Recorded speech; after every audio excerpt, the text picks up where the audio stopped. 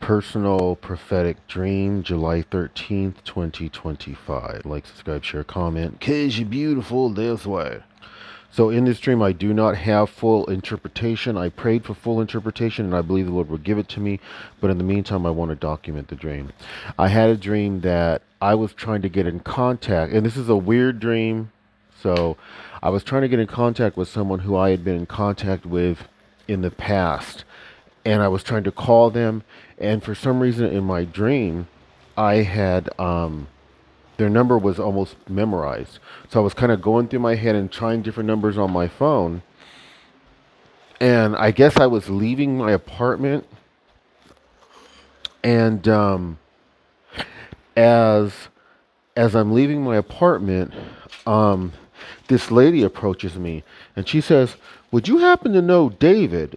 It's the same guy. It's the same guy on the phone that I'm trying to remember. I'm trying to memorize his number so I can call him. And as she's asking me this, somewhere around this time, his number comes back to me, so I'm able to call him, and then I guess I put her in touch with him, and then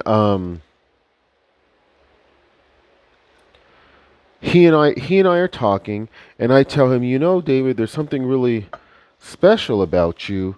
This is not normal, and I think this really happened, or in the dream. Maybe it was just part of the dream, but there was a time where I was leaving my place and I was trying to go to his place, and I couldn't even remember where his place was at. I hadn't been in touch with him for a while. And then as I was leaving, some dude had approached me. He was like, I know this is really weird, but would you happen to know this guy named David and where he lives? Because I'm trying to get in touch with him. And so I had put that guy in touch with him. I don't know if this happened in true life or not, to be honest. I don't remember. Actually, I don't even know if this guy exactly exists. But as I'm talking to David, I say something. Now, David, by the way, in this dream, he's this gay guy who's like really big. He's like six something and kind of like,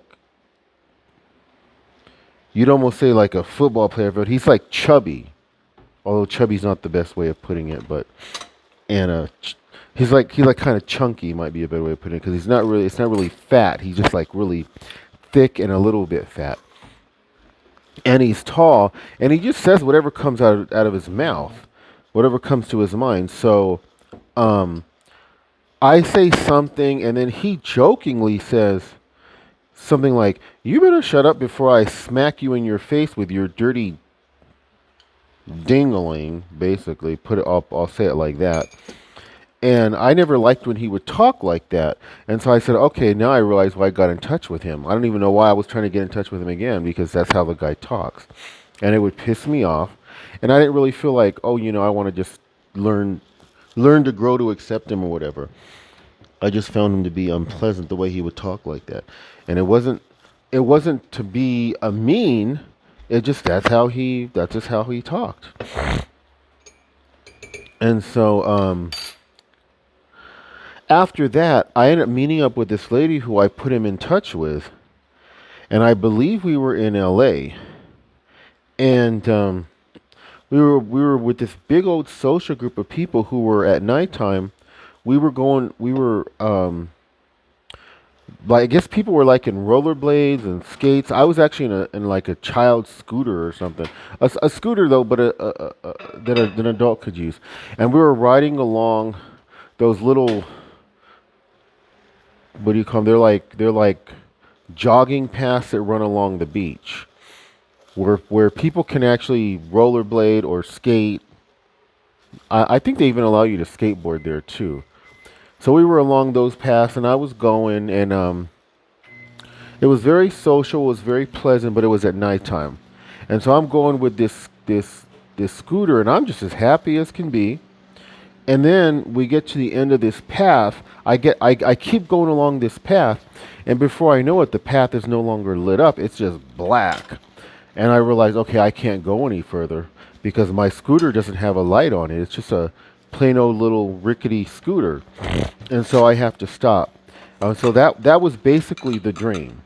And the only part of that dream that I feel that I can give any kind of interpretation to is that I'm going to be going back to LA. The Lord told me I was going to be going back to LA. I'm pretty sure this was along the beach in Los Angeles. And it occurs to me that it's a confirmation that the Lord is going to be bringing me back to LA. He keeps giving me these dreams because the Lord told me over 3 years ago I would be going back to Los Angeles.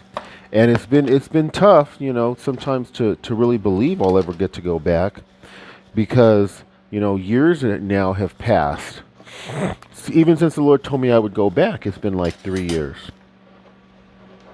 And but one other thing that came to mind, praise God, and I give God the credit for this completely, is that yeah, I'm going to be going back to LA, but there's going to be a lot of old stuff to go back to because I was in the gay, I was part of the, I was gay at that time, and I was involved in not like the Hollywood gay elite type thing, but I was a part of that uh, pathetic part of the gay scene, promiscuous, and there was a time when I was messing with substances, and it's almost like the Lord's letting me know, when you go back to LA, this is what you're going to be going back to. So just be aware that there's a lot of that lifestyle that you were living you're not going to want to have anything to do with. So I think that's part of the interpretation as well.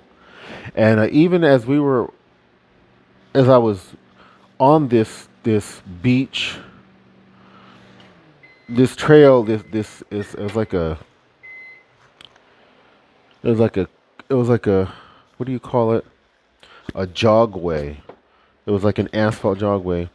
Um, and I was a part of these people, and it was like, oh well, I fit in. Because I've never been able to fit in anywhere. I've always been too dysfunctional, quite frankly. Um, I ended up getting away from all these people and being all alone anyway. And I'm going further than anybody else was going. And like I said, I wound up in a very dark place where I couldn't, I actually couldn't go any further along this path, and I ended up having to turn back. So I'm not exactly sure what that part of the vision meant. But if the Lord gives me a better or more full interpretation, I'll do another video. I send out my love to all y'all beautiful born again TIs. God bless.